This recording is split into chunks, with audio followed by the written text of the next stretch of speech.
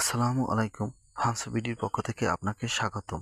এখন ভিডিওতে যে বিষয় নিয়ে আলোচনা করব সেই বিষয়টি হলো থাই পেয়ারা চাষ পদ্ধতি বা বারোমাসি পেয়ারা গাছ চাষ করলে কি কি উপকার হয় সেই বিষয় নিয়েই এই ভিডিওতে আলোচনা করা হবে।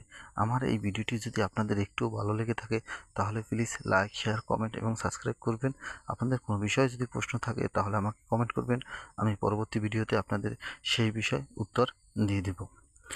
ভিডিওতে যে চারা কলমটি দেখতে পাচ্ছেন এটি হলো থাই কলম বা বারোমাসি পেয়ারা কলম, থাই পেয়ারা কলম বা বারোমাসি পেয়ারার কলম।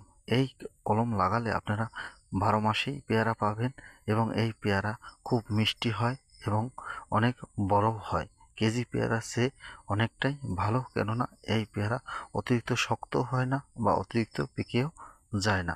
আমাদের বরিশালে যে কুরিয়ানায় যে পেয়ারাটা পাওয়া যায় এই পেয়ারাটার এক সময় পাওয়া যায় এবং এই সিজনে পাওয়া হয় এবং এই পেয়ারায় রোগবালাই খুব কম থাকে এবং আপনি যদি হালকা যত্ন নিতে পারেন তাহলে এই থাই পেয়ারা পা চাষ করে আপনি লাভবান হতে পারেন।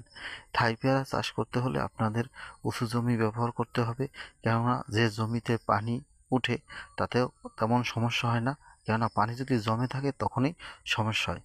এভাবে যদি আপনারা গাছ লাগান বা এরকম জমিতে যদি যে জমির উর্বরতা আছে এমন স্থানে যদি আপনি গাছ লাগান তাহলে থাই পেয়ারা থেকে অধিক ফলন পাবেন। থাই পেয়ারায় নিয়মিত সার এবং ঔষধ এবং কীটনাশক ব্যবহার করতে হবে, কেননা এই গাছে 12 মাসেই পেয়ারা থাকে। পেয়ারা থাকার কারণে 12 মাসেই আপনার গাছের পোক লেগে থাকবে। এই কারণে আপনার বারবার নিয়মিত লো মাত্রায় যে কীটনাশক বেশি দিলে ক্ষতি না হয় এরকম কীটনাশক দিতে হবে, কারণ এটা ফলটা খাওয়ানো হয়। এই কারণে আপনার পরামর্শ অনুযায়ী এবং আপনার কৃষিবিদের একজন অফিসারের সাথে যোগাযোগ করে বা আপনি দোকানে যেখান থেকে আনবেন সেখান থেকে ভালোভাবে বুঝে ঔষধ ব্যবহার করবেন।